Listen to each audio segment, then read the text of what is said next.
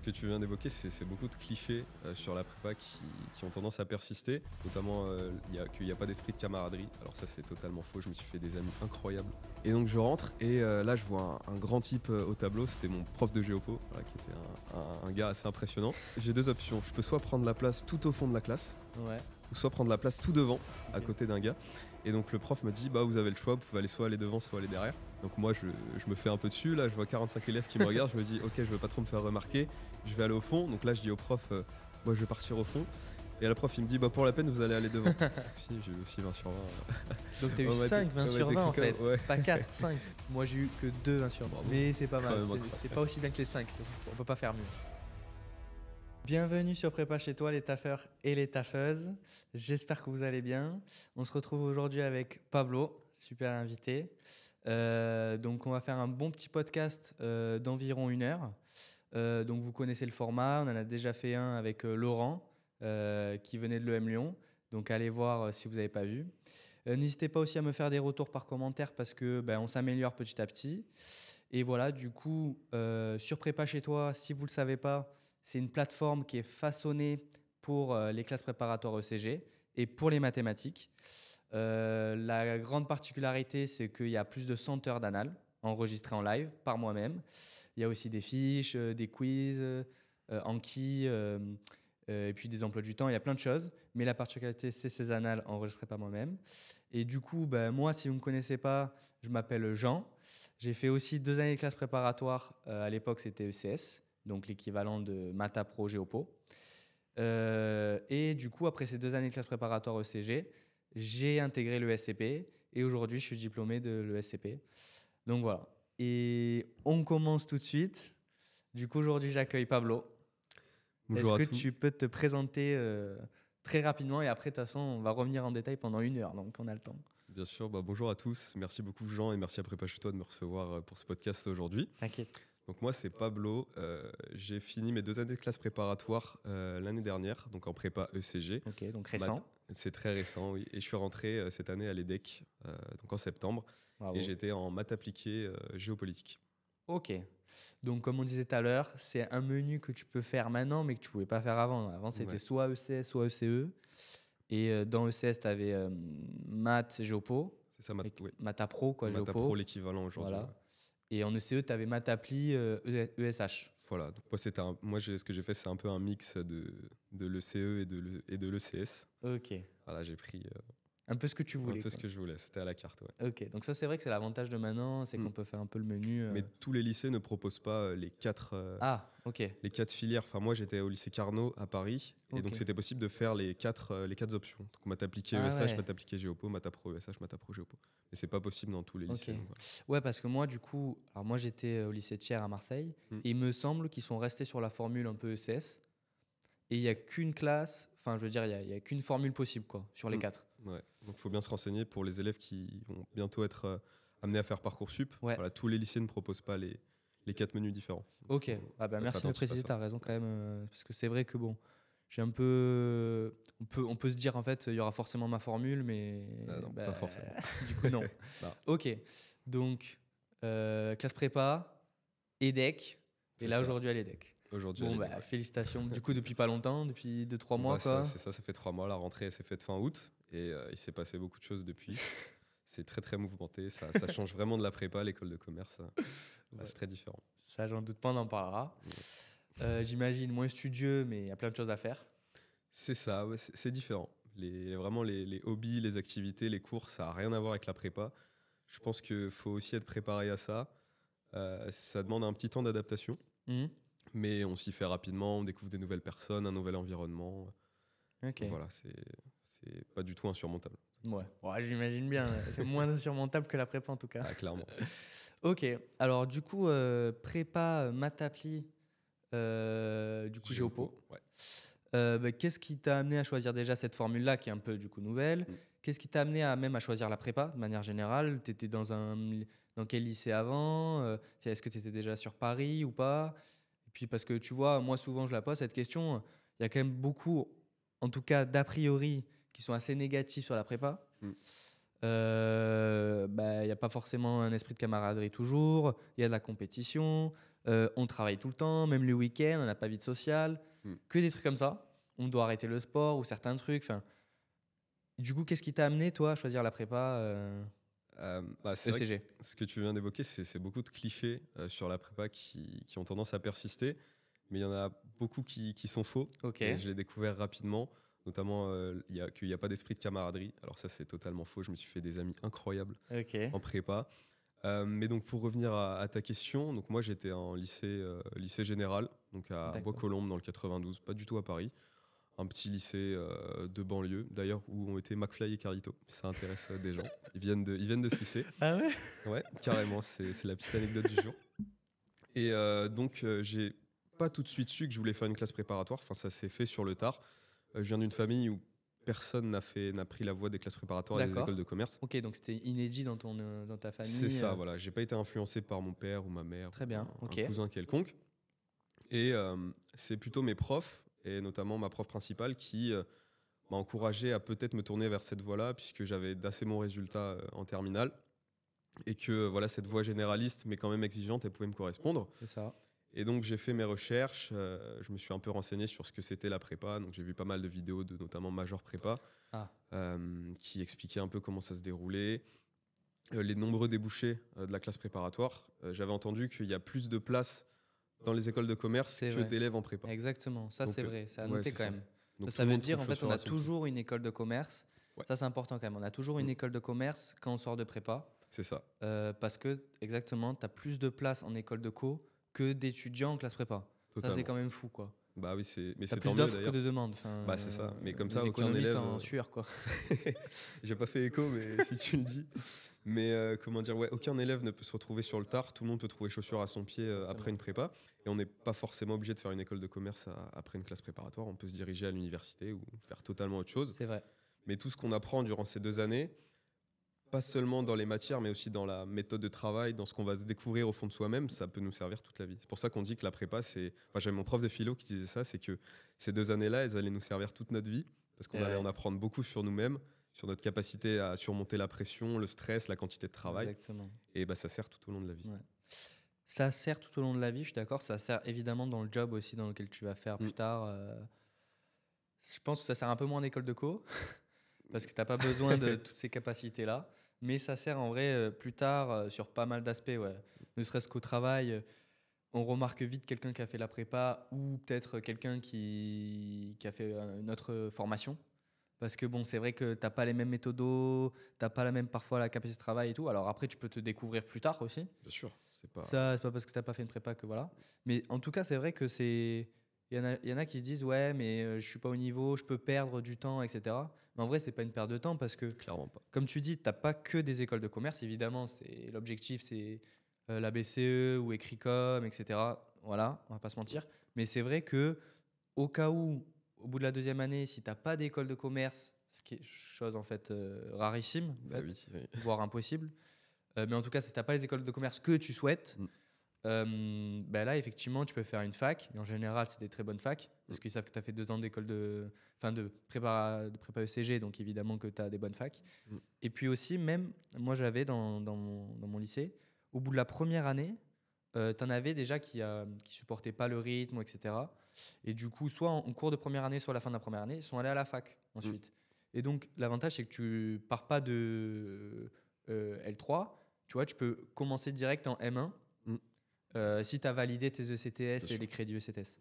C'est ça, en fait, tu acquiers tellement de connaissances et de compétences dans plein de matières différentes, que ce soit en maths, en philosophie, en économie, en géopolitique, qu'après, après une prépa, tu peux aller dans un peu toutes les filières que tu veux. Ça ouvre plein de portes. Ok. Ouais.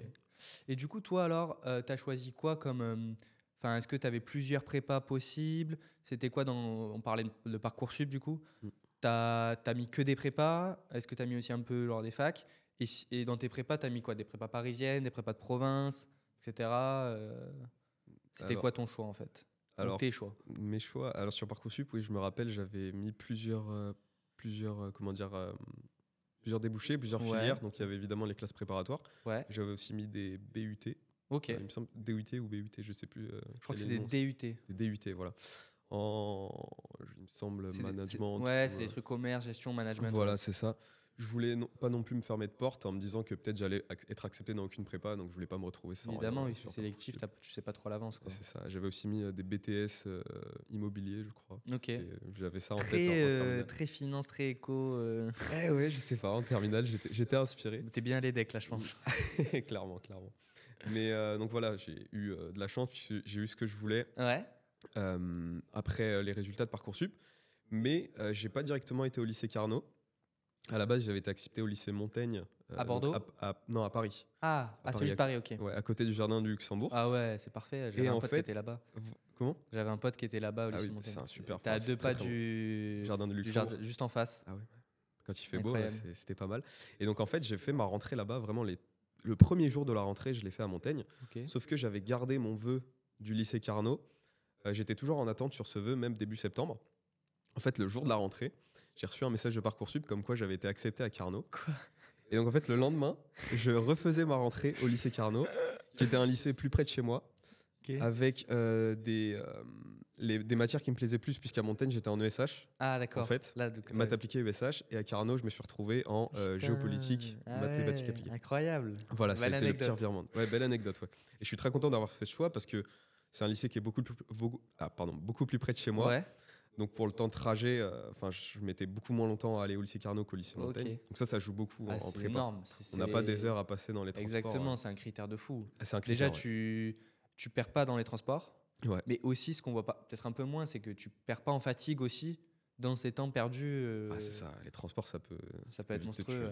C'est pour ça aussi que je dis qu'en vrai, quand on se déplace, imaginons, moi, tu vois, j'étais de province et j'avais demandé des prépas parisiennes aussi. Et j'avais des super prépas, Janson de Sailly, etc. Et tout. Et le problème, c'est que j'avais pas eu l'internat. Et du coup, ça aurait demandé peut-être du coup, déjà d'avoir un studio et tout, et donc de payer, etc. Mais, et aussi d'avoir, accessoirement, faire des courses, faire la machine à laver, des trucs. Quand tu es chez toi, normalement, tes parents peuvent te le faire, si tu as de la chance. Mais c'est des choses auxquelles tu n'as pas trop envie de dédier ton temps quand tu es en prépa. Exactement. Tu n'as pas envie de dédier ton temps, tu n'as pas envie de te fatiguer là-dessus, tu n'as pas envie d'y penser, tu as envie de penser juste aux maths, à la géopo, à la SH, tu vois, des trucs. Pendant 2 ans, tu penses qu'à ça. Quoi. Je pense beaucoup à ça. Tu te focuses pas que, mais tu te focuses là-dessus. Et du coup, c'est vrai que ne pas avoir l'internat, je m'étais dit, ok, le problème, c'est que je vais faire sûrement des allers-retours et des trucs comme ça. Donc ça rejoint un peu ce que tu disais. Ouais. D'ailleurs, moi j'ai eu aussi de la chance, c'est que j'étais encore chez mes parents. Ok. Donc évidemment, j'avais pas pensé à tout ça, à faire par exemple les machines à laver, puisque c'était mes parents qui me les faisaient. Ça c'était très agréable. Aujourd'hui à Lille, c'est moi qui l'ai fait. Mais voilà, il y a plein de choses auxquelles on pense pas, mais c'est vraiment pratique d'être chez ses parents en prépa. Ouais. Et tous les élèves n'ont pas la chance malheureusement d'être dans mon cas. C'est ça. Mais voilà. C'est un avantage qu'il faut essayer de garder. Parfois, on n'a pas le choix. On est obligé de partir de sa ville natale pour aller en prépa. Mais c'est ça. C'est plus donc, simple. C'est un peu plus simple. Ok, donc, mais du coup, c'était un choix uniquement parce que c'était plus proche ou parce que c'est aussi une prépa qui est meilleure. Alors, il y avait du coup le fait que ce soit plus proche et le fait aussi que le menu que tu as choisi te convenait davantage. Il me semble que le lycée Carnot était un peu mieux classé que le lycée Montaigne. Ok. Mais du coup, c'est le lycée Carnot de Paris, c'est pas celui de Dijon. C'est celui de Paris. Ouais. Précise parce qu'il y a plein de gens de lycée Carnot de Dijon qui est aussi une grosse prépa. Non, c'est à Paris dans le 17e arrondissement. Ok, d'accord. Ok, donc du coup, tu arrives. Du coup, pas à la rentrée, mais un jour après. Et c'est quoi tes premières sensations des premiers mois ? T'arrives, est-ce que c'est hyper dur ? Est-ce que tu te prends des baffes ? Est-ce que tu te prends des 2/20 comme on en entend parler parfois dans certaines matières ? Les premières colles, comment ça se passe tout ça quoi ? Le tout début, le frémissement de la prépa. Le tout début. Là où on a envie de partir de la prépa. Ah non, je me rappellerai vraiment du tout début à Carnot. En fait, j'arrive donc le matin, un peu plus tard que les autres élèves. Et donc, je vais voir la CPE. Je lui demande bonjour, moi j'ai fait ma rentrée en décalé puisque j'ai été accepté un peu plus tard sur le Parcoursup. Où est ma classe ? Quelle classe je dois rejoindre ? Et elle me donne la salle. Et donc, je me dirige vers la salle. Et en fait, quand je rentre, vraiment, je vois. C'était des grosses classes, 45 élèves là, qui me regardent, qui sont déjà installés, qui avaient tous fait leur rentrée la veille. Putain. Et donc je rentre et là je vois un grand type au tableau, c'était mon prof de géopo, qui était un gars assez impressionnant. Et donc j'ai deux options, je peux soit prendre la place tout au fond de la classe, ou soit prendre la place tout devant, à côté d'un gars. Et donc le prof me dit, vous avez le choix, vous pouvez aller soit aller devant, soit aller derrière. Donc moi, je me fais un peu dessus. Là, je vois 45 élèves qui me regardent. Je me dis, OK, je veux pas trop me faire remarquer. Je vais aller au fond. Donc là, je dis au prof, moi, je vais partir au fond. Et le prof, il me dit, bah, pour la peine, vous allez aller devant. Et donc, en fait, pendant la première année, je me suis retrouvé au premier rang, à côté d'un gars qui s'appelait Bastien et qui est au final devenu un de mes meilleurs potes de prépa. Incroyable. Donc ça, c'était vraiment une anecdote qui m'a marqué. Heureusement que ce prof-là m'a fait aller devant. Comme ça, de une, j'ai pu suivre les cours super sereinement en étant en premier rang et j'ai rencontré Bastien. Donc putain, mais c'est que des anecdotes de fou. Ouais, ça, j'adore raconter ça. J'adore raconter cette anecdote. Incroyable. Donc voilà, début de prépa se fait assez tranquillement puisque comme on est en première année, les profs sont assez indulgents avec nous. Ouais. Évidemment, ça ne dure pas une éternité, mais c'est surtout le premier mois. Je suis d'accord. Voilà, on se met dans le rythme progressivement. Oui. Ma première colle, c'était une colle de lettres. Alors, je me rappelle plus la note que j'ai eue, mais ça devait pas être grandiose. Ça va pas être glorieux. Non, vraiment, les premières colles, c'est jamais une surtout réussite. de lettres, quand même, je trouve. Ouais, c'est une matière qu'on ne faisait pas forcément au lycée. Enfin, moi, j'avais pas une spécialité littéraire au lycée. Ouais. Donc, ouais, c'est un peu déstabilisant. Mais j'ai envie de dire, c'est normal. On ne sait pas trop comment ça se passe. Faut s'adapter. Ouais, c'est ça. On s'adapte assez vite, je trouve, parce qu'on travaille énormément. Les profs nous poussent beaucoup. Mais donc voilà, première colle, pas une très grande réussite. Sinon, au niveau des notes, c'était pas la catastrophe au début. J'ai pas eu de 2 sur 20, de 1 sur 20 comme comme on entend beaucoup. Non, ça s'est plutôt bien passé. Bon, j'avais pas 20 sur 20 en début de prépa, pas du tout. De toute façon, et voilà, ça, même en fin de prépa, je pensais. Ouais. C'est chaud. mais non, voilà, c'était pas la catastrophe non plus au début. Parce que justement, ça s'est mis en route progressivement. C'était pas non plus super dur dès le début. Voilà, les profs nous ont mis en route progressivement. Ouais, t'étais peut-être des bases solides aussi je sais pas, en terminale, mais ok, en gros, ça se passe bien. C'est un peu dur quand même parce que c'est l'adaptation du début. Au niveau du rythme, t'es comment en fait? Tu travailles beaucoup? C'est combien d'heures par jour, le week-end? Enfin, moi, je sais que j'étais sur une base en première année où j'essayais quand même déjà en tout cas, de pas essayer d'accumuler le moins de retard possible déjà. Ça me demandait déjà beaucoup de travail. Pendant les vacances, je me faisais des emplois du temps pour travailler plusieurs heures par jour. En général, ce que je me faisais, moi, c'était même le week-end, c'était je travaille les maths le matin parce que je suis frais, etc. et tout, genre 3-4 heures. Et après, l'après-midi, je fais de la géopo, je fais des langues, je fais des trucs, on va dire, un peu plus soft. Enfin, qui cassent moins la tête, quoi. Et voilà. Du coup, toi, c'était comment, en tout cas, ta première année en termes d'horaire, quoi? Est-ce que c'était chaud? Est-ce que c'était plus tranquille et t'as accéléré après ou... Écoute, c'est vrai que ça n'a pas commencé. Enfin, je me suis pas fait des journées de 10 heures de travail dès le début de la première année. Sinon, ça dégoûte. Ah ouais, vraiment. Faut y aller progressivement. Enfin, on sort du lycée, on n'est pas habitué à avoir ce volume horaire, donc je pense qu'il faut se laisser du temps, s'habituer pour pas craquer dès le début. C'est ça. Et non, au début, souvent, je travaillais avec ce fameux Bastien là, qui est devenu un de mes meilleurs potes. On allait au CDI du lycée jusqu'à 18h30 parce que malheureusement, ça fermait assez tôt. Donc pendant, j'ai envie de dire, toute la première moitié de la première année, on faisait ça. On se faisait des sessions de travail, on bossait beaucoup les maths et la géopo après les cours, qui étaient nos 2 grosses matières. Très important de bosser les grosses matières. Ah bah oui, c'est les plus coefficientés au concours. Ça paraît bête de dire ça, mais...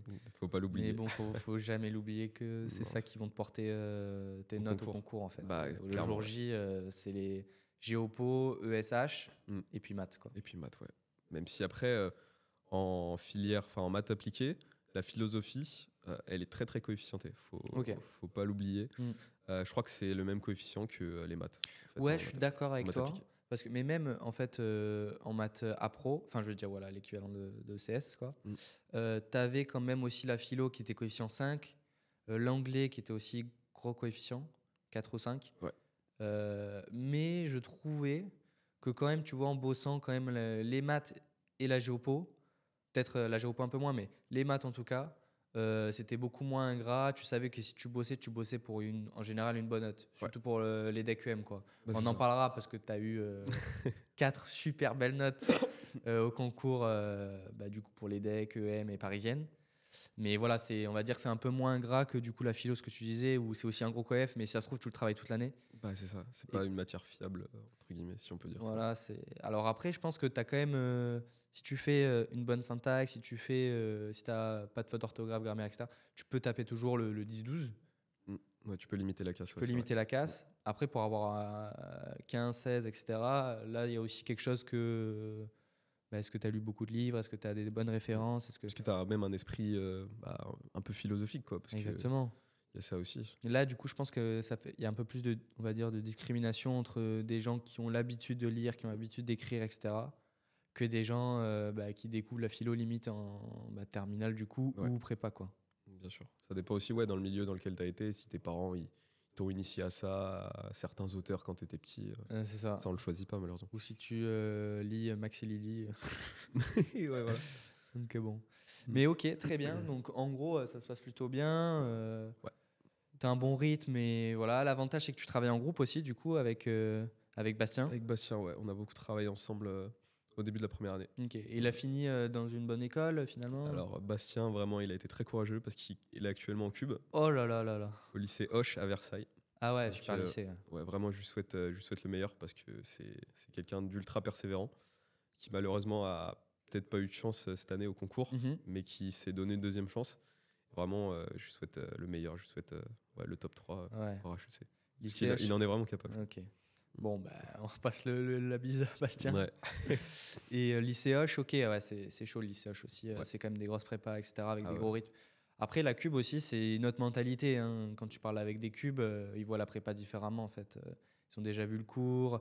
Ça s'est travaillé que sur les annales quasiment. Que ce soit en fait, dans les matières littéraires ou en maths, c'est annales. C'est ça, ouais. En fait, tout le temps quasiment. C'est extraits incontournables, les exercices classiques. Quand tu connais le cours, après, faut s'exercer quasiment que sur ça en cube. Ouais. Donc, ok, très bien. Et du coup, en fait, in fine, à la fin de la première année, au niveau de ton classement général dans la classe, au niveau des maths, qui a été ton point fort au concours, où t'en es en fait, tu t'en trouves où à la fin de la première année? Ouais, à la fin de la première année. Ah, de la première année. Alors en première année, on a eu 2 concours blancs. Je vais essayer de me baser là-dessus. Un après les vacances de Noël, donc qui arrive bientôt pour les premières années des prépas qui nous regardent. Et un peu avant la fin de l'année, après les vacances de Pâques. Ouais. En général, c'est les 2 périodes. Ouais, c'est ça. C'est les périodes un peu compliquées où il y a ces fameuses échéances, les concours blancs. Ouais. Et en fait, j'ai bien réussi ces deux concours blancs, puisque je suis arrivé premier dans ma classe. Aux deux, ouais, c'est ça. Ouais, bravo. Notamment grâce aux maths, en fait. C'est à ce premier concours blanc après les vacances de Noël que j'ai eu mon premier 20 sur 20 de l'année et en maths. Exceptionnel. Donc voilà, c'est un peu grâce à ça que j'ai pu être bien classé dans ma classe. Donc c'est vrai que évidemment, ça met en confiance quand on réussit. Évidemment. Même si, comment dire, je me suis jamais vanté de ça. Forcément, je gardais en tête que tout allait se jouer au concours, en fait. Et que être premier à un concours blanc, ça voulait rien dire, finalement. Exactement. Il fallait continuer à travailler. Fallait pas se reposer sur ses acquis parce que ça pouvait vite changer. Et le deuxième concours blanc, du coup? Premier aussi. Premier aussi, avec 20 sur 20 en maths aussi? Ouais. C'est ça. En fait, il mettait 20 parce que tu étais le premier, c'est ça? Ouais, c'est ça. Et après, je faisais pas tout le sujet. Voilà, c'est ça. C'était quasiment impossible de tout traiter, quoi. De toute façon, c'est ça en général.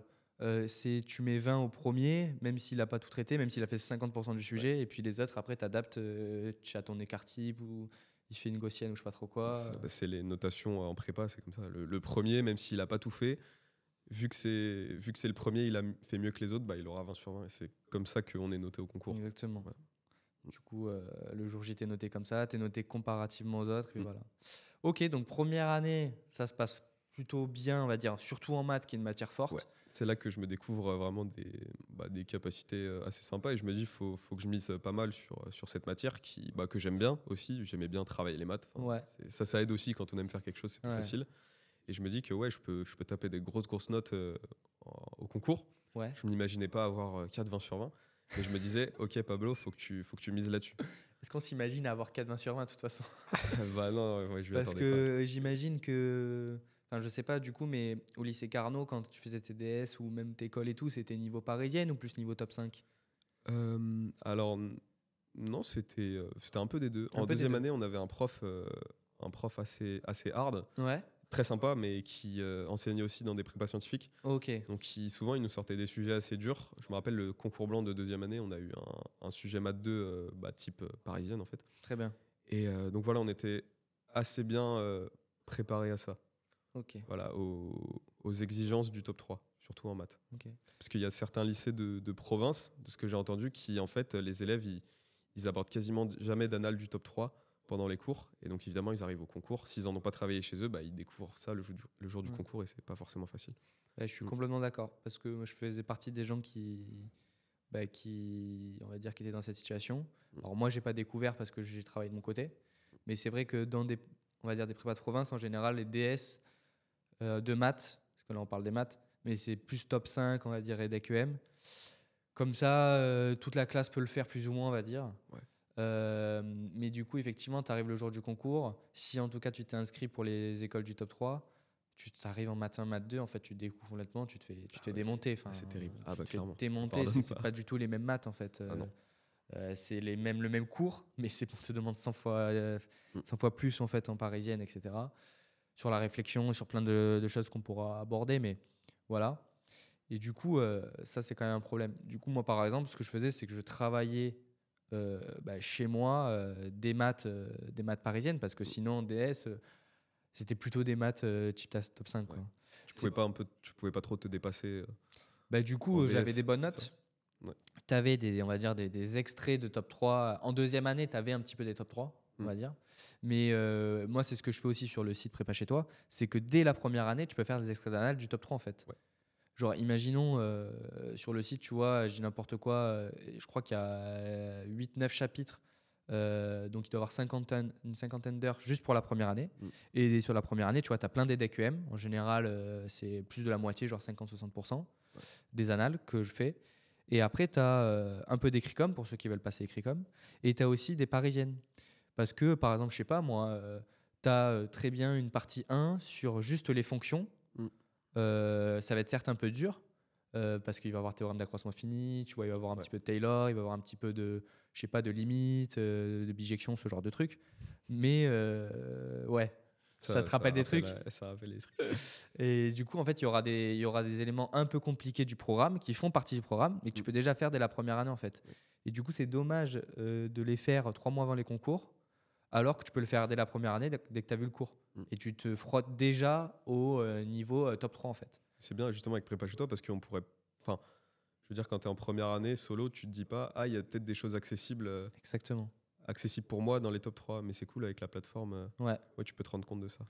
Moi, genre, quand j'ai construit Prépa chez toi aussi avec mon pote Romain, c'est qu'on s'est dit, on veut un site façonné pour les prépas ECG, mais qui soit focus sur le concours, tu vois.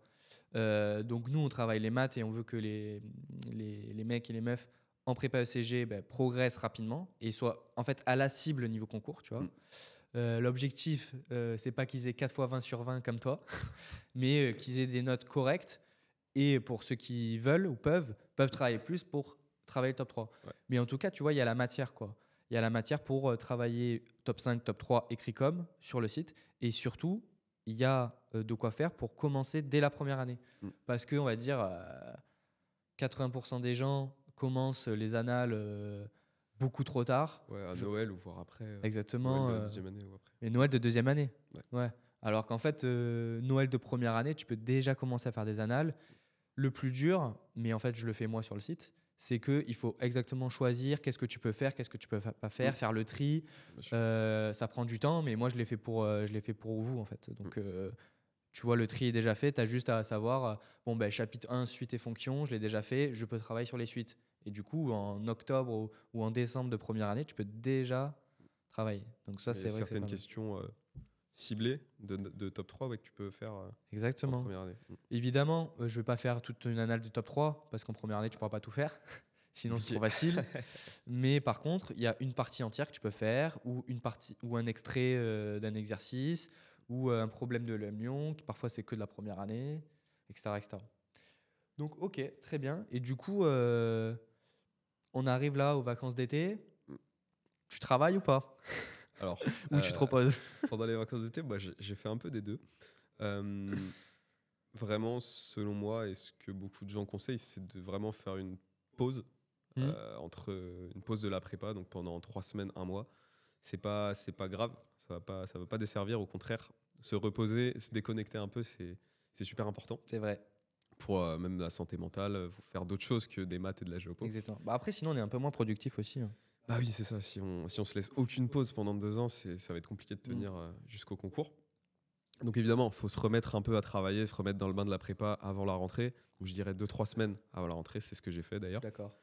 Mais pendant cette période de déconnexion, j'ai envie de dire, faut pas non plus totalement se déconnecter parce qu'on a un peu de travail à faire pendant les vacances, notamment lire certains livres de culture générale qui nous seront utiles. Tu les as lus?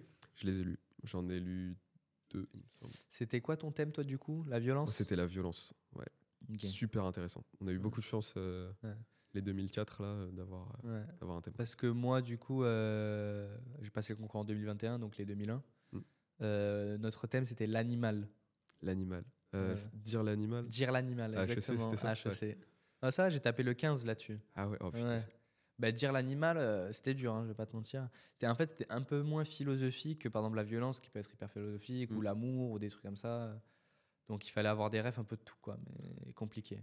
Donc ok, tu lis un peu des livres. Voilà, c'est ça, je lis, je prends des notes quand même pour pas oublier ce que j'ai lu, et pour que ça me resserve pendant la 2e année. Ouais. Mais voilà, je prends une grande pause. Je pars en vacances, voilà, je profite vraiment comme quelqu'un de normal des vacances d'été. Même si, arrivé à la mi-août, faut commencer à refaire quelques exos de maths, se remettre un peu dans ses fiches de géopo pour pas arriver à la rentrée en ayant tout oublié et en devant réapprendre toutes les techniques. Ok. Ouais, c'est important. Ok, bon, du coup, tu arrives plus ou moins chaud pour la 2e année. Ça va, même si un peu stressé, je me dis, en fait, qu'est-ce qui va changer, comment ça va se passer. Mais en fait, comme en première année, tu arrives et tu te mets dans le bain assez facilement. Et voilà, même si les profs te disent que cette année va aller très très vite, que le programme est aussi chargé, si ce n'est plus chargé, mais on doit le faire en moins de temps. Parce que l'année se termine en mars en fait, quand on part en révision. Donc les profs nous disent ça, mais ça se fait. Hein. Ouais, ça se fait. On va dire que tu as 6 mois, on va dire quasiment en fait. 6 mois contre 8 mois, quoi. Ouais, facile. 8-9 mois. Donc en fait. Alors après, je trouve qu'en maths, quand même, en première année, c'est tellement important tout ce que tu fais. Moi, je me rappelle qu'en 2e année en maths, et pourtant j'étais en maths pro, finalement, j'avais l'impression qu'il y avait moins de notions. C'était beaucoup de trucs que tu réutilisais, tu vois. Typiquement, par exemple, en 2e année, tu fais les intégrales impropres.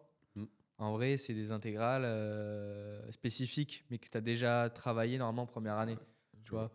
Il n'y a pas de nouveaux trucs quand tu fais une IPP ou un théorème de changement de variable, tout ça. C'est les mêmes techniques, mais il faut juste que tu adaptes 2-3 trucs.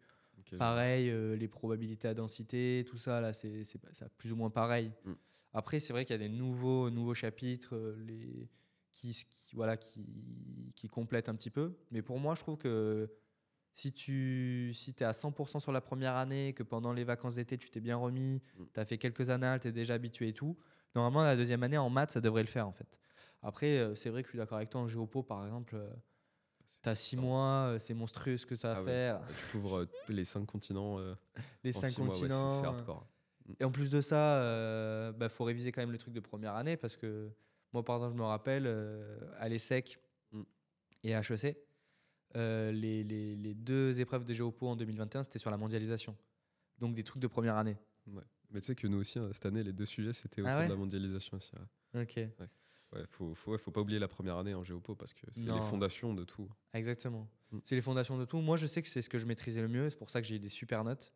À HEC, j'avais eu 20 avec le croquis. Wow. Et à l'ESSEC, j'ai eu 17 aussi. Donc j'avais des bonnes notes. Mais aussi, j'étais...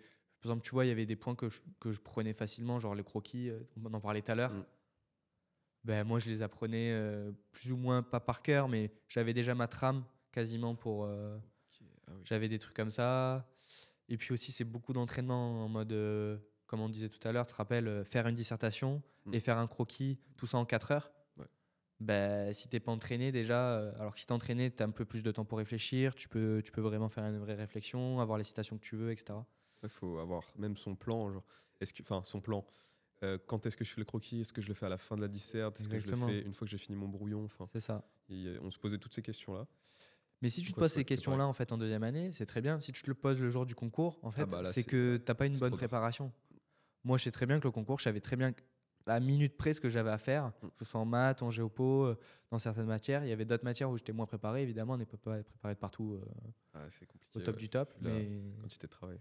Voilà. Mais ok, très bien. Du coup, deuxième année, on va dire que l'année passe, tu arrives, on va dire, au concours le jour J.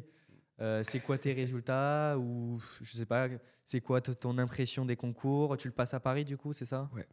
Alors les concours, j'ai passé Écricom, donc j'ai passé Écricom et BCE. Ok. Et je connais certaines personnes qui passaient que la BCE. Et moi je voulais quand même. Toi, t'as passé que la BCE? Non, j'ai passé Écricom et BCE, mais moi aussi je connais plusieurs personnes qui passent que la BCE. Mais du coup, pourquoi t'as passé aussi Écricom? J'imagine que tu visais pas forcément les écoles d'Écricom. Non, pas forcément, mais je voulais pas arriver à la BCE sans entraînement entre guillemets. Ok. Moi, je voyais un peu Écricom comme un entraînement, voir ce que c'est les concours. Ouais. Peut-être réajuster le tir si sur Écricom je me rends compte qu'en maths ou qu'en géopo il y a certains trucs que j'ai oubliés, je vais les réviser durant la semaine qui sépare Écricom et BCE pour un peu me consolider pour la BCE. Donc voilà, les concours Écricom se passent assez bien. Okay. Après coup j'ai eu des bonnes notes aussi, j'ai eu aussi 20 sur 20. Donc tu as eu 5, 20 sur 20 en fait, ouais. Pas 4, 5. 5 ouais. Ouais non, Écricom ça s'est bien passé, c'était un peu moins long, ça a duré 3 jours. Contrairement à la BCE où c'est vraiment une grosse semaine assez hardcore. Et donc voilà, Écricom c'était à Paris, c'était à ENC Bessières. Voilà. C'était un établissement où il y a des prépas aussi. Par contre, la BCE, j'ai passé les concours à Henri IV. Donc assez impressionnant d'être dans cette longue salle, on se serait cru à Poudlard, vraiment c'était une énorme salle, une énorme bibliothèque avec les chaises qui grinçaient, les tables qui grinçaient, c'était insupportable. Et surtout, il y a plein de gens qui arrivent avec leur pull de promo d'Henri IV, j'imagine. Les maths appliquées géopo d'Henri IV passaient les concours dans notre salle et donc ils avaient leur suite de promo. Ils arrivent en bande et tout. Mais bon, nous on était aussi en bande du lycée Carnot. Enfin, tu te frottes les mains là. C'est la guerre. mais voilà, donc un peu impressionnant quand même d'être dans cet univers. Mais voilà, les concours se passent. Au début, moi, la première épreuve, c'était philo et sec. C'était la violence peut-elle être mesurée. Je me rappelle du sujet et ça m'avait un peu déstabilisé. J'avais l'impression de ne pas avoir très bien commencé les concours. Ok. Je suis rentré le soir. C'est un beau sujet pourtant, je trouve. Ouais, c'est un beau sujet. Moi, je t'avoue, j'ai pas travaillé sur la violence, mais c'est vrai que c'est rigolo. La violence, pour moi, c'est quelque chose justement démesuré où tu te contrôles pas. Et du coup, mesurer, c'est vrai. Bon, on va dire qu'il y a un truc. Mesurer, est-ce qu'on peut c'est-à-dire une échelle? En plus, ouais. Ou mesurer des mesures. Moi, j'ai travaillé là-dessus. J'ai eu 11. Voilà, c'est pas incroyable. C'est le petit 11 qui fait plaisir. Voilà, ça fait quand même plaisir. Mais donc voilà, les concours commencent comme ça. Et vraiment, j'ai repris un peu confiance le lendemain avec maths EML. Où j'ai vraiment très très bien réussi. Enfin, j'avais la sensation d'avoir super bien réussi le sujet. J'ai quasiment tout traité. Donc voilà, ça m'a remis un peu dans le bain en confiance. Et après, le reste des concours, c'est bien passé. C'était assez fatigant. Et encore une fois, j'avais la chance d'être chez mes parents. Donc voilà, je pouvais me focus que sur les concours. Et pas sur me faire à manger, par exemple. Ouais. Mais une semaine éprouvante et on savoure quand c'est fini. Ok. Donc tu as passé les concours, etc. C'est quoi tes résultats? Alors, je sais que pour ceux qui n'ont pas encore passé les concours, tu passes les concours, donc effectivement, tu as écrit comme. Moi aussi, comme toi, je conseille de le passer quand même. Ouais, parce que effectivement, déjà, alors, si c'est votre objectif, les écoles d'écrit comme, la question ne se pose pas. Évidemment. Voilà. Surtout que maintenant, en vrai, il y a 4 ou 5 écoles qui sont dans 4 écoles, je crois, qui sont dans Écricom. Non, il y en a 5. 5 ouais. Donc, tu as Kedge, Rennes Business School. Ouais, Montpellier Business School. MBS. Et puis tu as Neoma. Oui, carrément Neoma. Donc voilà, ESC, je crois. Voilà, donc Strasbourg. tu as des écoles, pardon, comme Neoma. C'est super écoles. Neoma, c'est la 7e. Voilà. 7e donc ça peut être un objectif pour beaucoup d'étudiants. Donc déjà, effectivement, pour cela, il n'y a pas le choix, faut passer et se donner à fond. Et même pour les autres, moi je me rappelle, même en prépa province, il y en avait qui passaient pas Écricom. Honnêtement, je comprends pas parce que effectivement tu te consolides et même tu prends confiance, surtout quand tu es en deuxième année. Honnêtement, moi j'étais en deuxième année, c'était mes premiers concours. T'as pas cette sensation, le bac c'est pas du tout pareil. La dernière preuve que tu as faite, c'est le bac en fait. Ouais. Donc là tu passes les concours, ça n'a rien à voir. Tu as le temps qui est compté, tu as l'esprit, etc. Et puis comme tu dis, tu vois ce qui marche pas aussi. Moi, je me rappelle que j'avais eu des super bonnes notes en géopo pour OBCE, du coup. Mais en fait, aussi pour Écrit-Com, il y avait 2-3 trucs que j'avais ajustés en termes de timing. Je parle plus en termes de forme, pas de sujet, mais en termes de forme. Et donc, ça a pu aider aussi pour la suite. Même pareil, les maths, etc. Et tout. Moi, j'ai eu que 2 20 sur 20 en maths. Bah, bravo. Mais c'est pas mal. C'est pas aussi bien que les 5. De toute façon, on peut pas faire mieux. Et du coup, ok, très bien. Et donc, tout ça pour dire qu'il écrit comme, normalement, tu as une semaine de repos. Et puis, effectivement, les concours après qui sont éprouvants. Ou après, tu te reposes un peu, on va dire, en général. Parce que pour les oraux, tu travailles. Surtout si, on va dire, j'ai pas envie de faire des généralités, mais tu travailles beaucoup. Surtout si tu as des parisiennes. Ouais, mais tu le sais pas forcément. Mais tu le sais pas forcément. Ouais. Exactement. Donc, si tu sais que potentiellement tu vas avoir une parisienne, en général, tu travailles. Si tu sais que tu vas pouvoir peut-être avoir HEC, etc., il faut énormément travailler, ou même le SCP parce que tu as une épreuve de maths ou de SH. Et donc là, il faut vraiment beaucoup travailler. Sinon, après, c'est des choses que normalement, les entretiens de personnalité ou les langues, c'est des choses que tu bosses toute l'année, en fait. Enfin, les 2 ans même. Donc, ok. Et tout ça pour dire qu'il y a quand même un temps, un gap entre les écrits et les oraux pour avoir ce temps aussi de travail, de repos, quoi. Ah, mais après les concours, moi j'ai déconnecté. Ah oui, il faut. Je suis parti en vacances, une petite semaine à la mer. Il faut. Ouais, ça fait tellement de bien. Mais tu te dis quand même, c'est pas fini. Exactement. Il reste les oraux. En fait, les oraux, c'est aussi important que les écrits. Enfin, t'as beau avoir réussi les écrits, si tu foires les oraux, bah, t'as pas l'école. Ouais, exactement. Et moi, je me rappelle que je me suis déconnecté. Mais honnêtement, j'avais tellement en tête les oraux que tu vois, je suis pas parti en vacances non plus. Ah, ok. J'ai un petit stress. Exactement. Et du coup, j'arrivais pas trop. Je préférais être chez moi, de temps en temps travailler. Évidemment, pas de manière intense, mais voilà. Et du coup, alors, pour les écrits, on a parlé, mais c'était quoi tes résultats tout simplement, maths, géopo, pas obligé de tout dire, mais le plus pertinent, on va dire. Plus pertinent, bon, alors vraiment les maths, c'est là où j'ai cartonné en ayant les 4 20 sur 20. Et justement, c'est ça qui m'a sauvé, qui a sauvé mes concours et qui fait que je suis à l'EDEC aujourd'hui. Parce qu'à côté, j'ai pas eu des très bonnes notes. Même si j'avais énormément travaillé à la géopo, la philo aussi, je m'étais donné, mais j'ai pas eu les résultats que j'attendais. Alors en géopo, j'ai eu 9,5. Non, j'ai eu 9 à HEC. Ouais. Et 10,5 à l'ESSEC. Ok. Donc c'est assez moyen en fait. Je m'attendais pour après avoir les top 3, c'est chaud parce que tu perds beaucoup de points en fait. Ouais. Encore que si j'avais réussi en philo, avec les 20 sur 20 en maths, j'aurais peut-être pu atteindre le SCP ou l'ESSEC. Ouais. Mais en philo, j'ai pas non plus réussi. J'ai eu 7 à HEC. Ouais. Et 11 à l'ESSEC. Donc voilà, ça m'a un peu desservi malheureusement. Mais les 20 sur 20 en maths ont fait que j'ai pu prétendre au top 5. Donc j'étais admissible à l'EM Lyon et à l'EDEC. Et après, si en anglais j'ai eu 15. Ça aussi, ça m'a mis. Surtout que ça compte pour toutes les épreuves, ça. Ouais. Ça régale. C'était cool. Et espagnol, par contre, je suis déçu, j'ai eu 12. Et vraiment, je m'attendais à une grosse note. Okay. J'avais très très bien travaillé l'espagnol. J'adorais ça. Et bon, déception, c'est les concours. Ouais, c'est les concours. C'est les concours, il y a une part d'aléatoire. Ouais. Ok. Donc, profil, on va dire, très matheux, in fine. Enfin, c'est ça qui t'a poussé. Alors peut-être que. Après, c'est aussi ça les concours. C'est-à-dire que quand on est moyen, on n'a pas 11-12, mais on a plutôt 8, 7 ou 9, quoi. Alors qu'on aurait pu avoir 12-13 on va dire, au bac ou un truc normal, on va dire, si on n'étire pas les notes. Et puis par contre, en maths, peut-être que tu aurais eu 17 ou un truc comme ça, mais vu que tu as été très bon par rapport aux autres, tu as eu 20 en fait. Donc après, c'est ça aussi les concours, c'est ils étirent au max. Et je me dis aussi, il y a peut-être une part de chance finalement. Enfin, évidemment, j'ai énormément travaillé les maths, mais je me suis peut-être retrouvé dans un tas de copies. Tu sais, les correcteurs, ils reçoivent un nombre de copies et après, ils choisissent la meilleure pour mettre 20 sur 20. J'étais peut-être avec des gens un peu moins bons. Ouais. Je sais pas ce qui s'est passé, mais voilà, il y a peut-être une petite part de chance, même si j'ai beaucoup travaillé, quoi. Ouais. Enfin, tu vois. Ok. Bon, mais c'est magnifique quand même. 4 20 sur 20, surtout. En vrai, les 20 sur 20 à l'EDEC-UM, moi je le dis toujours, honnêtement c'est possible. Pas besoin d'être un génie, juste vraiment travailler beaucoup, faire les exos incontournables, travailler sur les annales comme on a dit tout à l'heure. Sur le site, il y a plein d'annales, etc. Et puis maintenant, il y a plein de conseils aussi. On parlera de ta chaîne YouTube, donc, où on peut essayer de travailler de manière précise. Après, les 2 20 sur 20 en maths appli aux deux parisiennes, ça c'est magnifique. Ok, alors pour enchaîner un petit peu, du coup, tu arrives sur les euros, finalement tu te retrouves à l'EDEC. Ouais, comment ça s'est passé ces euros à l'EDEC Les euros à l'EDEC, ça s'est super bien passé.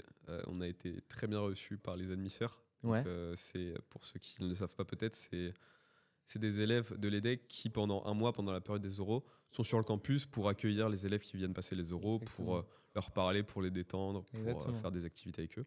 Donc ça s'est super bien passé. Et les euros à l'EDEC, il y a une épreuve qui s'appelle la trilogie. Donc c'est en équipe de 6, on est mis face à un cas d'une entreprise et on doit débattre, réfléchir à une solution. Et en fait, les jurys analysent comment on se comporte dans un groupe, si on est plus le leader, la personne un peu en retrait, même si ça veut rien dire. On peut être leader et au final avoir une mauvaise note. Et vraiment, ils essayent d'évaluer comment on se comporte avec les autres. Et évidemment, il y a une phase d'entretien de personnalité où on est seul face à un jury et où là, on nous teste un peu sur nos motivations pour intégrer l'école, sur nos futures aspirations. Après, quel job on veut faire, quel stage on veut faire. Ok. Ah, mais ça s'est très bien passé. Et même les euros à l'EM Lyon et à Schema, rien à dire. Donc, in fine, en fait, tu avais eu l'EDEC et l'EM Lyon, c'est ça?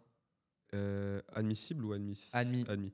J'avais eu Schema, EM Lyon et EDEC. Okay. J'ai passé que 3 euros. Ah, t'as passé que 3 euros. Ouais, j'ai passé que 3 euros. Schema, EM Lyon et l'EDEC. Ouais. Et finalement, t'as choisi l'EDEC. Finalement, ouais, j'ai choisi l'EDEC. Pourquoi l'EDEC? Parce que c'est le top 4 Il y avait un peu ça. Et c'était Lille, c'était pas très loin de Paris. Oui, c'est vrai que le campus de l'EDEC est vraiment très très beau. Beaucoup d'infrastructures. Ouais, je suis déjà allé plusieurs fois. Ça a joué. C'est splendide. Ouais, ça a joué aussi. Et puis la vie associative. Il y a plein de choses qui m'ont fait pencher pour l'EDEC. Okay. Mais le choix peut être difficile entre l'EM Lyon et l'EDEC, qui sont des écoles qui se ressemblent un peu. Elles se battent dans les classements. Ouais. Un coup l'EDEC est 4e, un coup l'EDEC est 5e, l'EM Lyon 4e. Ça varie. Ouais. Ça dépend en fait. Moi, je pense que tu veux faire aussi plus tard. Parce qu'honnêtement, les classements 4e, 5e, l'autre fois j'ai reçu Laurent, pareil, un coup c'est 4e, un coup c'est 5e et tout. Ça dépend ce que tu veux faire. Par exemple, moi j'ai beaucoup d'amis qui sont à l'EDEC et qui y sont allés, ils ont choisi ça au lieu de l'EM Lyon parce que, par exemple, l'EDEC est vraiment très très performant en finance de marché. Ah oui, bien sûr. Et donc ils ont un campus à Nice où quand tu veux faire de la finance, tu vas à l'EDEC à Nice.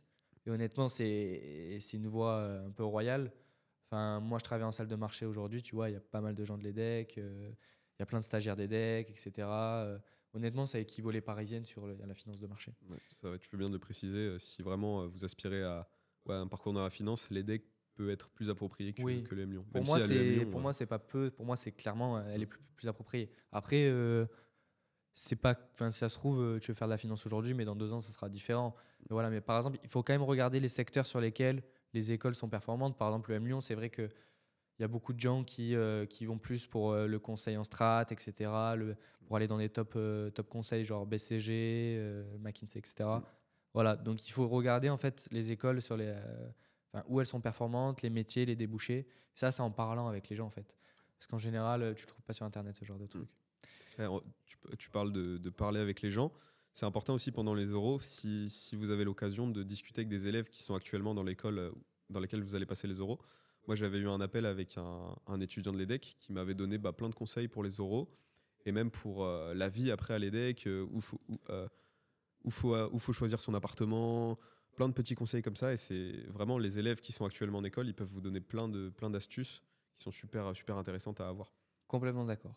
Complètement d'accord. Faut rester ouvert aux autres. Ouais, d'accord. C'est important. Ok, donc du coup, tu arrives à l'EDEC. Super campus, comme tu as dit, incroyable. La vraie vie de campus en vrai, parce que par exemple, tu vois, moi, le SCP, c'est quand même dans la ville, c'est à Paris et tout. Donc c'est vrai que l'EDEC, c'est un peu comme le M aussi, il faut rappeler cette vie de campus-là. Et donc, vie d'école de commerce. J'imagine pas du tout le même rythme que quand tu étais étudiant, en classe prépa, beaucoup moins de travail et tout. Comment tu fais pour... déjà, est-ce que ça te plaît et tout? Et puis, est-ce que tu fais des choses à côté? Je sais que tu as une chaîne YouTube où tu parles justement de la prépa ECG. Tu donnes plein de conseils, etc. Tu commences à bien lancer, bien faire pas mal de vidéos. Donc, qu'est-ce que tu fais à côté de l'école de commerce? Qu'est-ce que tu fais en école de commerce? Ça donne quoi du coup à l'EDEC, quoi? Ça donne quoi? Je pense que... je me suis rendu compte, là, depuis la rentrée, c'est selon moi important d'avoir des hobbies à côté de l'école. Ouais. Parce qu'on peut vite se laisser entraîner dans faire des soirées, et au final rien faire à côté. Parce que clairement, c'est ça. Il y a beaucoup d'opportunités pour faire la fête, pour boire, pour faire plein de choses. Il y a beaucoup. Bah, tu connais, tu viens d'être diplômé de l'ESCP, donc tu as vécu ça. Mais voilà, je pense qu'il faut se trouver d'autres passions à côté. Donc moi, c'est beaucoup le sport aussi. Je fais beaucoup de courses à pied. Là, je suis inscrit à des courses en 2025. Donc ça me défoule, ça me fait sortir un peu de l'école de commerce. Il y a aussi la vie associative dans l'école qui est assez importante. À l'EDEC, il y a vraiment l'accent qui est mis dessus. Ça peut être intéressant de rejoindre une association. Ouais. Mais voilà, il y a aussi la chaîne YouTube qui me prend un peu de temps à côté. Mais voilà, c'est important de s'ouvrir à plein de choses. Maintenant qu'on a le temps, en prépa, on n'avait pas forcément le temps. En prépa, vous n'avez pas forcément le temps de penser à d'autres choses. Et c'est le moment en école de commerce, voilà, de s'ouvrir, de tester des nouvelles activités, de rencontrer des gens. Ouais, on a plus de temps libre en fait. Ah oui, c'est ça, le temps libre. On a plus de temps libre. Donc après, sport, hobby, etc., comme tu dis. Ouais. Et puis après, c'est vrai que l'école de commerce, tu as quand même des cours aussi, accessoirement. Oui. Bien sûr. Donc évidemment que ça prend un peu de temps, même si c'est peut-être un peu moins stimulant. Après, quand on arrive en master, c'est déjà peut-être un peu mieux. Puis il y aura les stages, les universités partenaires, partir à l'étranger ou des trucs comme ça. Et du coup, juste sur ta chaîne YouTube, en fait, tu parles de quoi? Parce que j'ai dit que tu parlais de prépa CG, mais tu parles de quoi de manière générale? Parce que tu as dit que ça te prenait du temps. Alors, ma chaîne YouTube donc, que j'ai lancée pendant les vacances, à la base, j'ai fait une vidéo voilà, sur les maths où je parlais de mes notes et je donnais des conseils pour les travailler au fur et à mesure le long des 2 ans. Ouais. Mais c'est pas resté que sur les maths. J'ai fait une vidéo sur... pour l'instant, c'est globalement axé sur la prépa ECG. Ouais. Je fais une vidéo sur les entretiens de personnalité, par exemple. Super. Mais dans le futur, je reste ouvert à d'autres choses. Par exemple, faire un peu du contenu sur l'école de commerce. Parce que je pense que ça intéresse aussi les élèves de prépa de savoir un peu quel est ce monde assez fermé des écoles de co. Et donc voilà, j'ai quelques idées en tête pour 2025. Et voilà, c'est un plaisir aussi d'être affilié à Prépa chez toi. Pas de souci, je propose un très très bon contenu. Voilà, super. C'est les projets en ce moment. Super. D'ailleurs, bon, on mettra en description ta chaîne YouTube si les gens veulent la regarder, parce que j'imagine que la majorité des gens qui regardent, c'est des gens, on va dire, en prépa ECG, ou sinon qui veulent. Oui, c'est ça. Il y a aussi des élèves il y a pas mal des gens de terminale aussi qui regardent. En tout cas, nous, sur nos réseaux, TikTok, Instagram, etc. Peut-être aussi sur ta chaîne YouTube, des gens de terminale qui veulent aspirer à être en prépa ECG. Donc, n'hésitez pas à regarder la chaîne YouTube du coup de Pablo. Elle s'appelle comment déjà? Don Pablito. Ouais, Don Pablito. C'était mon prof de maths de 2e année qui m'appelait comme ça. Ça vient de là. Voilà, au moins vous savez d'où ça vient. Et on mettra en chaîne YouTube comme ça, au moins vous pouvez directement y aller. Ça parle de pas mal de choses, c'est intéressant. Et puis en vrai, c'est bien aussi. Moi, c'est vrai que j'utilise quand même pas mal YouTube dans des moments où peut-être un peu moins la motivation, où tu n'as pas envie de te perdre sur où travailler, etc., comment le faire de manière correcte et tout. C'est vrai que pour être plus productif, et même en vrai, par exemple, quand tu manges, au lieu de te regarder une vidéo de foot ou un truc comme ça, pourquoi pas regarder un truc qui change un peu. Certes, c'est encore sur la prépa ECG, mais au moins un truc un peu drôle ou un truc... je trouve que c'est vraiment bien d'avoir un ressenti, une expérience étudiante ou une expérience... ou même... parler des écoles de commerce, comme là on fait un petit peu, et même sur ta chaîne YouTube, je trouve que c'est top parce que ça donne un peu un sens à pourquoi tu travailles en prépa ECG. Quoi. Ouais. On ne travaille pas juste pour être bon en maths ou juste pour être bon en géopo, un peu, mais voilà, c'est quand même in fine pour être en école de co, avoir le meilleur qu'on puisse, et puis après avoir des bons débouchés. Quoi. Donc voilà. Ok, et qu'est-ce qu'on pourrait te souhaiter du coup pour la suite à l'EDEC, la diplomation, je sais pas, les stages, tu as pensé un petit peu aux stages ou aux universités partenaires? Est-ce que tu voudrais partir à l'étranger? Oui, je commence à y réfléchir parce que les stages de fin de pré-master, va falloir commencer à se pencher dessus. Ouais. Mais ce qu'on peut me souhaiter, c'est de m'épanouir à l'école, dans mes études. J'aimerais bien faire une alternance en M1. À l'EDEC, c'est à partir du Master 1. Donc voilà, ça me permettrait de me former au sein d'une entreprise et aussi de toucher un salaire et que l'entreprise paye l'école parce que les frais de scolarité sont extrêmement chers. Ça, faut être préparé à ça. Je ne me rendais pas compte en prépa. Je savais que c'était cher, mais bon, c'était un peu loin. Mais quand on se retrouve confronté à la question est-ce qu'on fait un prêt, combien va coûter le loyer, parce que moi j'habite à Lille, je suis tout seul. Donc voilà, c'est le parcours en alternance, ça peut être une solution à ça. Et bon, pour l'instant, c'est ce à quoi j'aspire. On verra, ça changera peut-être. Mais... Okay. Il y a des critères pour être en alternance. Est-ce qu'il faut passer, je sais pas, un examen ou faut faire une lettre de motivation, un truc comme ça, à l'EDEC pour être, c'est ça, pour être inscrit en alternance à l'EDEC, où tout le monde qui souhaite y aller peut en fait. Alors non, il y a un nombre de places, il y a un quota. Il me semble que c'est 125 ou 150 élèves. Mais de ce que j'ai entendu, tant qu'on arrive à trouver une entreprise qui veut nous prendre en alternance. Oui. L'EDEC acceptera en fait. Ce quota il existe, mais de ce que j'ai entendu, on peut le dépasser. Donc oui, il faut trouver son entreprise. Il y a des entretiens à passer, surtout en plusieurs phases. Mais oui, ça va se passer avec l'entreprise plus qu'avec l'école. L'école, si vous leur ramenez votre dossier, oui, cette entreprise veut me prendre en alternance, ça va accepter. En général, ils sont contents de toute façon. Ça leur fait aussi du réseau, des entreprises partenaires, etc. Et tu cherches, du coup, c'est une alternance de 2 ans alors? C'est ça, pendant 2 ans. C'est rigolo parce que c'est ce que j'ai fait en fait, moi. Moi, j'ai fait du coup, quand je suis sorti de la prépa, à l'ECP, j'ai fait le tronc commun.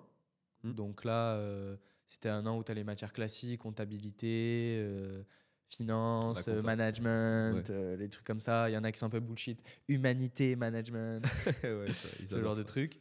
Donc après, bon voilà, c'est quand même un tronc commun, c'est quand même important d'avoir ce genre de trucs. Voilà. Et puis après, j'ai fait une alternance 2 ans au Crédit Agricole, où du coup, c'est justement ce que tu disais, ils m'ont payé l'école, qui est comme tu dis, très cher en fait. Le SCP, quand j'y étais, c'était genre 17 500 € l'année. Donc ils ont payé 35 000 € quand même, tu vois. Donc voilà, en échange, évidemment, tu leur apportes de la main-d'œuvre, des compétences, plein de choses. Et aussi, te fournissent un salaire. Donc, que demande le peuple, quoi. C'est sympa, ça régale. Donc c'est vrai que très content, moi aussi, de cette expérience. Je la conseille, hein. Franchement, c'est une bonne idée que tu as eue. Après, voilà, ça dépend des écoles. Il y en a qui... Moi, je sais qu'en alternance à l'ESCP, il n'y en a vraiment pas beaucoup. Donc, il faut être vraiment motivé et tout. À partir du moment aussi, c'est vrai que tu leur apportes une entreprise, un truc solide, où tu sais que ça va plus ou moins te plaire, etc. Franchement, ils refusent assez rarement. Donc, c'est vrai, c'est une bonne option pour essayer d'éviter les frais de scolarité qui sont monstrueux. Ah bah oui, faut être prêt. Parce que tu as raison, faut être prêt. C'est vrai qu'on est prépa, on n'y pense pas trop. Il y en a au contraire, j'étais allé à Thiers pour une conférence avec des amis. Et au contraire, il y en a qui sont vraiment très inquiets par rapport à ça. Dès la prépa ? Dès la prépa, franchement. Parce qu'à mon avis, tu vois des médias comme Major Prépa ou Mister Prépa, ils en parlent quand même régulièrement. Mais quand même aujourd'hui, avec l'alternance, comme on a dit, il y a plusieurs formules, 2 ans, 1 an, 18 mois, etc. Et puis, tu as des prêts aussi garantis par l'État qui te coûtent 0% d'intérêt et tout. Mais après, il va falloir quand même le rembourser, quoi. Ouais, mais ces prêts, ils sont vite plafonnés. C'est plafonné. Alors, les prêts garantis par l'État, c'est plafonné à 20 000 €. Ouais. Donc, ça fait, on va dire, une année d'école. Ouais. L'EDEC, c'est 20 000 € l'année. Donc, une année. Donc, ça va vite, en fait. Ça va très, très vite. Donc voilà, après, tu as les stages et tout, mais bon, après, il faut aussi que tu te loges, que tu te nourrisses, donc ça va très, très vite. Puis les stages, c'est beaucoup moins bien payé. Exactement. Alternance, j'ai une amie qui va faire une alternance chez EY, ouais. qui a l'EDEC aussi, et elle sera bien payée pour... je ne vais pas dévoiler son salaire, mais voilà, c'est plus qu'en stage. Ouais. Oui, en général, quand même, en stage d'école de commerce, dans des grosses boîtes, Big Four, finance, banque, etc., tu es quand même très bien payé, au même conseil. Pas mal de secteurs où tu es très bien payé quand même. Ouais. Ok, super. On te souhaite alors tout le bonheur et on espère que tu seras en alternance aussi. Merci beaucoup. Dans une belle entreprise où tu t'y plais, parce que quand même 2 ans, ça dure, c'est quand même un bon chemin. Il faut bien choisir. Il faut bien choisir, il faut prendre le temps. Ok. Du coup, n'hésitez pas à aller voir la chaîne YouTube de Pablo, Don Pablito, qu'on mettra en description. Et n'hésitez pas à aller voir aussi le site Prépa chez toi. Voilà, découvrez par vous-même. Comme je vous ai dit, la majorité, c'est des annales. Il y a plus de 100 heures d'annales. Donc vous avez vu l'importance des annales avec Pablo et là où ça peut vous emmener, 4,20 sur 20. Et surtout, sans viser ça, on va dire que on peut vraiment progresser très vite. On pense de 12 à 15 à 17, surtout pour le top 5 et aussi pour le top 3, on va dire dans une moindre mesure aussi. Il faut aussi beaucoup de réflexion. Mais voilà, il y a beaucoup d'annales, il y a vraiment de quoi travailler dès la première année. Et puis il y a des fiches de cours, des decks Anki comme je vous l'ai dit. Il y a beaucoup de choses, emploi du temps. Donc voilà, n'hésitez pas à prendre rendez-vous avec moi ou Romain. C'est gratuit, ça sera dans le lien en description. Voilà, on espère que ça vous a plu. Merci encore à Pablo d'être venu. Merci Jean. Et du coup, vous nous retrouvez directement sur nos chaînes YouTube. Allez, à la prochaine. À bientôt. À bientôt.